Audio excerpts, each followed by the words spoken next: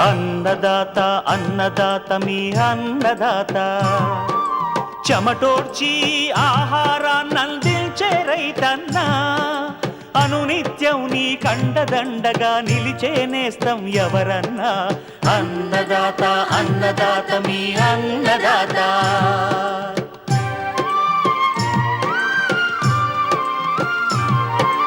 నూతన రీతుల సాగుబడికి, నూరింతలు పెరిగే దిగుబడికి సూచనలిచ్చే సస్య రక్షణకు, పశు పోషణకి శాస్త్ర విజ్ఞానం అందించి ముందుకు నడిపే తెలుగు రైతు భారతదేశానికి మకుటం అయ్యేలా తీర్చిదిద్దే ఆశయంతో మిమ్ము మేలు కొలిపేది అన్నదాత.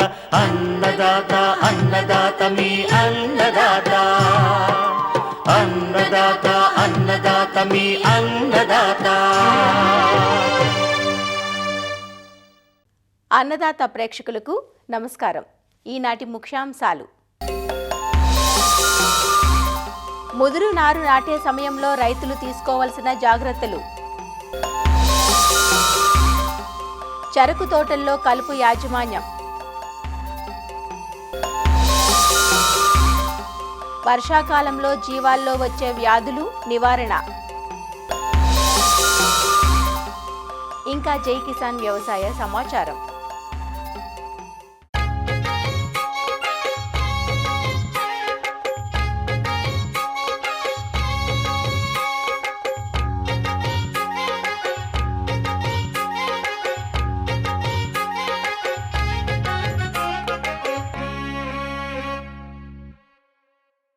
జూలై 2వ పక్షానికి వచ్చేశాం. మే మాసం చివర్లో జూన్ మొదటి వారంలో నార్లు పోసుకున్న రైతులు ఇప్పటికే నాట్లు వేసుకుంటున్నారు. అయితే కొన్ని చోట్ల నీటి రాక ఆలస్యం అవటం, సమయానికి వర్షం కురవకపోవటం వంటి కారణాలతో నాట్ల ప్రక్రియ ఆలస్యమవుతోంది. 4 వారాల వయస్సు మించిన ముదురు నారును ప్రధాన పొలంలో నాటితే దిగుబడులు సగానికి సగం తగ్గిపోయే ప్రమాదం ఉంటుంది. అలా జరగకుండా ముదురు నారు నాటాల్సిన పరిస్థితుల్లో రైతులు కొద్దిపాటి మెలకువలను పాటించినట్లయితే దిగుబడులు తగ్గకుండా చూసుకునే అవకాశం ఉంది.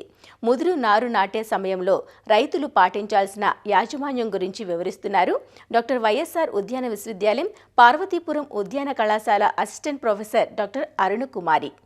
సరైన సమయంలో సకాలంలో వరి నాట్లు వేయలేక వాళ్ళు ఏం చేస్తున్నారు అంటే కొంచెం లేటుగా వరి నారును వేయడం వల్ల వాళ్ళకి అధిక దిగుబడులు రాకుండా వ్యవసాయంలో అధిక వ్యయం అనేది ఖర్చు చేస్తున్నారు.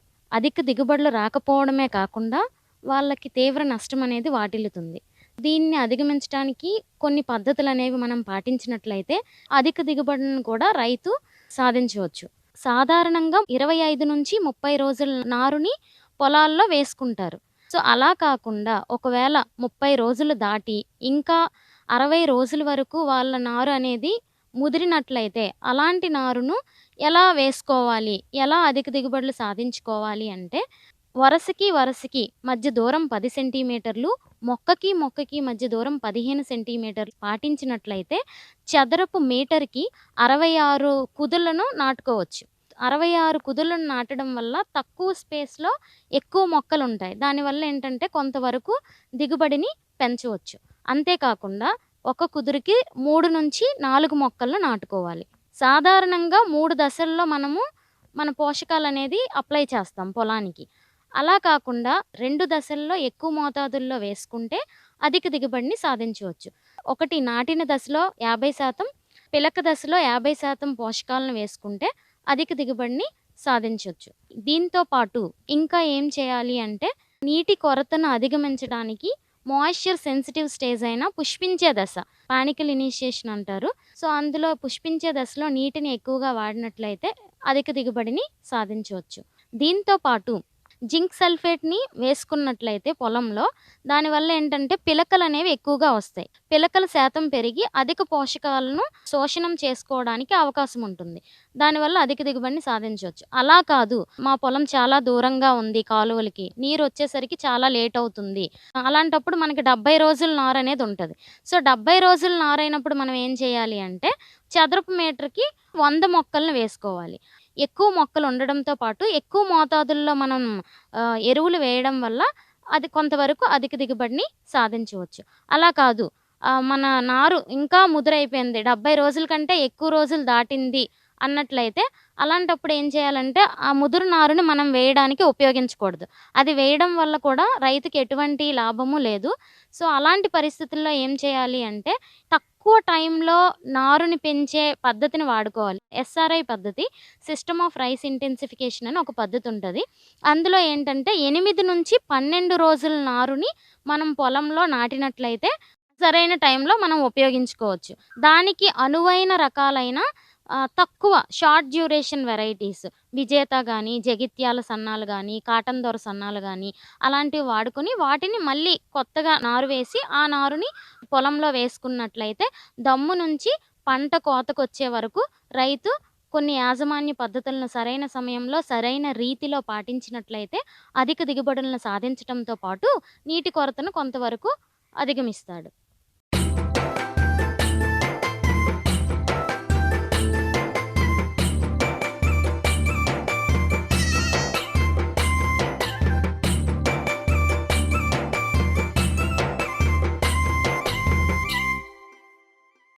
వ్యవసాయ అనుబంధ రంగంగా విస్తరిస్తోంది జీవాల పెంపకం. అవకాశాన్ని బట్టి పాక్షిక సాంద్ర పద్ధతులను అవలంబిస్తూ పెంపకాన్ని చేపడుతున్నారు. అయితే ప్రస్తుత వర్షాకాలం జీవాలకు కొంత గడ్డు కాలమే. ఎందుకంటే మేత కోసం ఆరుబయట తిరిగే జీవాలు పచ్చగడ్డిని తింటూ కుంటల్లోని నీటిని తాగుతూ జల్లులకు తడుస్తూ ఉంటాయి. ఇలాంటి పరిస్థితుల్లో జీవాలు పలు రకాల రోగాలకు గురయ్యే అవకాశం ఉంటుంది. ముఖ్యంగా చిటుకు, గొంతువాపు, పీపీఆర్, మసూచి వంటి వ్యాధులు సోకి జీవాలు చనిపోయే ప్రమాదము ఉంటుంది. మరి వర్షాకాలంలో వ్యాధుల బారి నుంచి జీవాలను తప్పించేందుకు తీసుకోవాల్సిన జాగ్రత్తలను వివరిస్తున్నారు ఒంగోలు పశుసంవర్ధక శాఖ డిప్యూటీ డైరెక్టర్ డాక్టర్ జగత్ శ్రీనివాస్.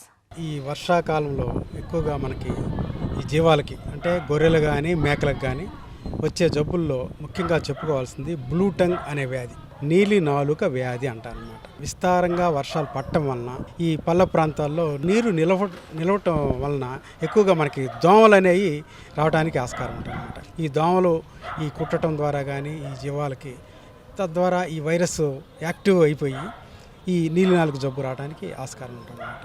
అందుకని ఈ వర్షాకాలం ముందుగానే ఈ నీలి నాలుక రాకుండా జీవాలన్నిటికీ విధిగా మనం ఈ వ్యాధి నిరోధక టీకాలు తప్పనిసరిగా వేయించాలండి. మనం జీవాలు పెంచుకునేటప్పుడు గొర్రెలు కానీ మేకలు కానీ ఎక్కువగా ఎత్తైన ప్రదేశంలో ఉంచినట్లయితే ఈ వర్షాలు పడినప్పుడు ఎక్కువ నీరు నిలవ ఉండకుండా వచ్చిన నీరు మరి ఈ పల్ల ప్రాంతాలకు వెళ్ళిపోతుంది. అప్పుడు ఈ జీవాలు తగినంత వెంటిలేషన్ అంటే గాలి వెలుతురు ఉండి ఈ దోమల బారిన పడకుండా ఉంటాయి.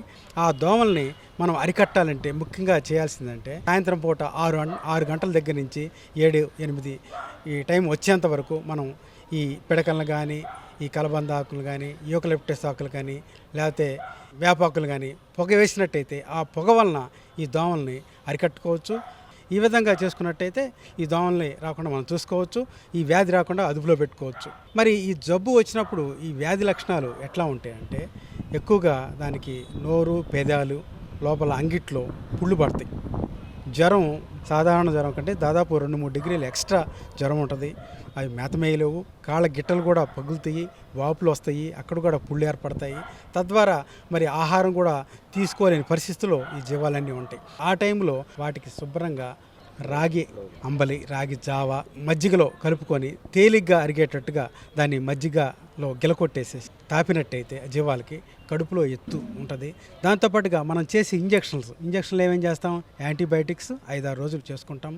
అట్లాగే నొప్పులు తగ్గడానికి పెయిన్ కిల్లర్స్, ఎనాల్సిసిక్స్ అనమాట, అవి కూడా ఒక వారం 10 రోజులు చేసుకుంటాం. దాంతోపాటుగా సపోర్టివ్గా ట్రీట్మెంట్ చేసుకోవడానికి బి కాంప్లెక్స్ ఇంజక్షన్ కూడా చేసుకుంటాం. జీవాల కాపర్లందరూ వ్యాధి వచ్చింది, ప్రబలింది అని అనుకున్న వెంటనే దానికి విధిగా మీకు తెలిసినంతవరకు వైద్యం చేసుకోండి. లేకపోతే దగ్గరలో ఉన్న పశువైద్య గారి దగ్గరికి వెళ్ళి మరి దానికి వాడాల్సిన ట్రీట్మెంటు తెలుసుకొని దాని ప్రకారం యాంటీబయాటిక్స్, ఎనాల్సిక్స్ అట్లాగే బి కాంప్లెక్స్ ఇంజెక్షన్స్ ఇచ్చుకుంటా మరి దానికి సరైన ఆహారం, పోషకాహారం మనం ఈ రాగి అంబలి జావలాగా మజ్జిగలో కలిపి ఇచ్చుకున్నట్టయితే ఆ జబ్బుని మనం అరికట్టుకోవచ్చు.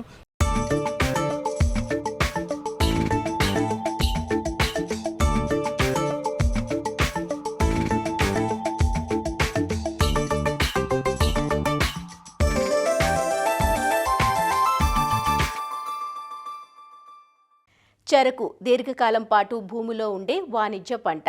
చెరకులో చాళ్ల మధ్య ఎడం ఎక్కువగా ఉంటుంది కాబట్టి ఈ దీర్ఘకాలిక పంటకు కలుపు సమస్య ఎక్కువే. చెరకును రకరకాల కలుపు మొక్కలు వేధిస్తూ ఉంటాయి. చాళ్ల మధ్య మొక్కల మధ్య పెరిగి ఇబ్బంది పెట్టడమే కాక చెరకు గడలకు అల్లుకుని కొన్ని రకాల పిచ్చి దొండ మొక్కలు తలనొప్పి వ్యవహారంగా మారుతాయి. వీటి వల్ల చెరకు పెరుగుదల, దిగుబడి తగ్గిపోతోంది. రైతుకు కలుపు ఖర్చు పెరిగిపోతోంది. వీటిని సమర్థంగా నివారించే కలుపు మందులు ఇవాళ మార్కెట్లో లభ్యమవుతున్నాయి. అవసరమైనప్పుడు వీటిని అన్ని రకాల సమగ్ర పద్ధతుల్లో భాగంగా వాడుకునే అవకాశం ఉంది. చెరకులో కలుపు యాజమాన్యం గురించి హైదరాబాద్లోని విశ్రాంత కలుపు నిపుణులు డాక్టర్ ఏ సుబ్రహ్మణ్యేశ్వరరావు నుంచి తెలుసుకుందాం. ముఖ్యమైనటువంటి వాణిజ్య పంట చెరకు. చెరకు ఇప్పుడు మనకి వివిధ దశల్లో ఉంది. మనకి ఏంటంటే పిలక దశలో ఉంది, కొన్ని చోట్ల ఇంకా ఇప్పుడు నాటుతున్నారు కూడా కొన్ని ప్రాంతాల్లో మనకి అవసరాన్ని బట్టి. ఈ చెరుకు అనేది దీర్ఘకాలిక పంట కాలం మనకు 10 నెలలు ఉంటుంది. ఇక్కడ కలుపు అనేది మనకి చూసుకుంటే ముచ్చెలు నాటిన కానించి చెరుకు కోసే వరకు కూడా రకరకాల దశల్లో, అన్ని దశల్లో కూడా కలుపు వస్తుంది. ముచ్చెలు నాటినప్పుడు మనకి ఈ ముచ్చెలు మొలకెత్తడానికి కనీసం 3 వారాలు పడుతుంది ఖచ్చితంగా. కానీ కలుపు మాత్రం 3వ రోజు నుంచి మొలిసి ఈ కలుపు విపరీతమైన నష్టం కలుగజేస్తుంది. ఎలా కలుగజేస్తుంది అంటే ప్రాథమిక దశలో మొలవటానికి ఇబ్బందిగా ఉంటుంది, తర్వాత పిలకలు రాకుండా ఇబ్బంది పెడుతుంది, తర్వాత అయితే కనుక గడల సంఖ్య తగ్గిపోతుంది. ఇంకా చివరి దశలో అయితే కనుక కొన్ని రకాలైన కలుపు మొక్కల వలన ఈ తీపి శాతం కూడా తగ్గిపోతాయి అన్నమాట. కాబట్టి ఇన్ని రకాలుగాను చూసుకుంటే కనుక మనకు చెరుకులో ఈ కలుపు వలన జరిగే నష్టం 50 నుంచి 60% వరకు ఉంటుంది. మనకు చెరుకు నాటిన కాడి నుంచి 90 రోజుల వరకు కూడా కలుపు తీయాల్సినటువంటి కీలక సమయం. ఇక్కడ కూడా చూసుకుంటే ఏంటంటే మొండి జాతి కలుపు మొక్కలు ఎక్కువగా వస్తూ ఉంటాయి. గరిక కానివ్వండి, కాకి చెరుకు అంటారు, అది కూడా ఒక రకమైనటువంటి కలుపు మొక్క. అట్లాగే దర్భగడ్డి, అట్లాగే మనకి కావలి గడ్డి, ఇటువంటి గడ్డి జాతి మొక్కలు ఎక్కువగా ఉంటాయి. తొంగ ఎక్కువగా ఉంటుంది. అట్లాగే వెడల్పాటాకు మొక్కలు చూసుకుంటే ఈ కంపురట్ట కానివ్వండి, గరిటకమ్మ, రకరకాలైనటువంటి గడ్డి జాతి మొక్కలు ఈ దశలో వస్తాయి. తర్వాత చెరుకు పక్వ దశకు వచ్చినప్పుడు ఏంటంటే మనకు అన్నిటికన్నా ఎక్కువ సమస్యాత్మకం ఉండే ఈ కాకి దొండ అంటాం. కాకి దొండ, పిచ్చి బచ్చలి, ఈ తీగజాతి మొక్కలన్నీ కూడా ఎక్కువగా వచ్చి రైతు కూలీలకి, బంట కూలీలకి చెరుకు కొడటానికి చాలా ఇబ్బంది కలగజేస్తాయి. ముందుగా చూసుకుంటే మనకి ఇక్కడ కలుపు రావడానికి కారణాలు విశ్లేషణ చూసుకుంటే వరుసల మధ్యన ఎడం ఎక్కువగా ఉంటాం, ఎక్కువగా తడులు ఎక్కువగా ఇస్తూ ఉంటాం.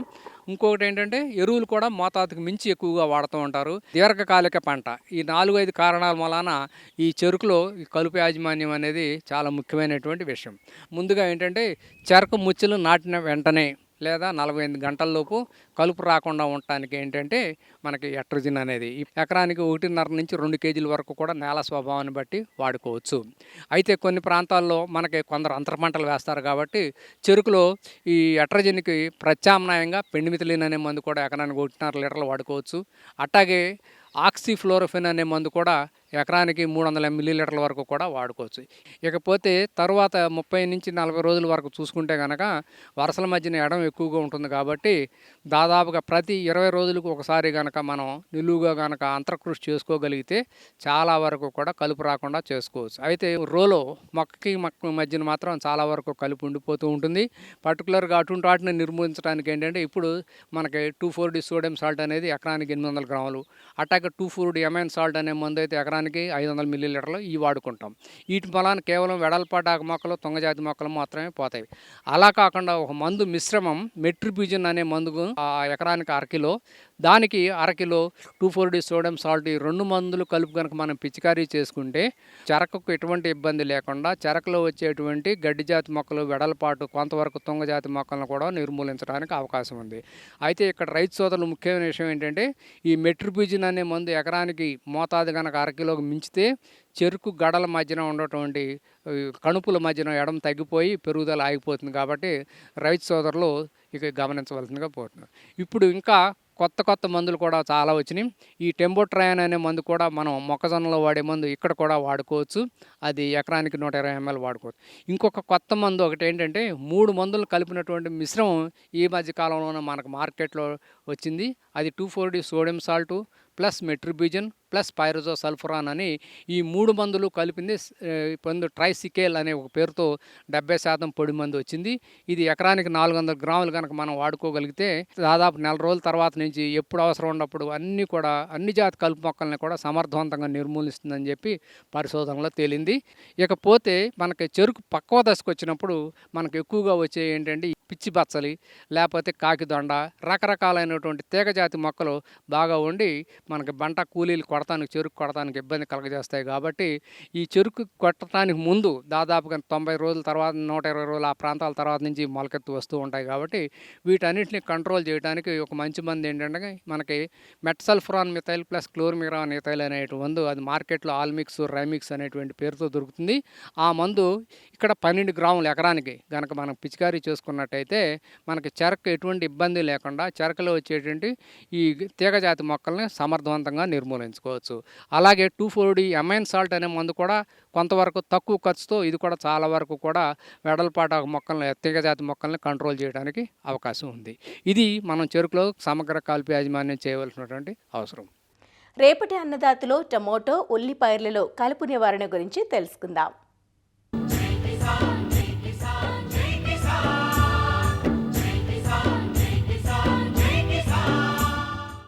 వ్యవసాయ సమాచారం ఇప్పుడు జై కిసాన్లో చూద్దాం.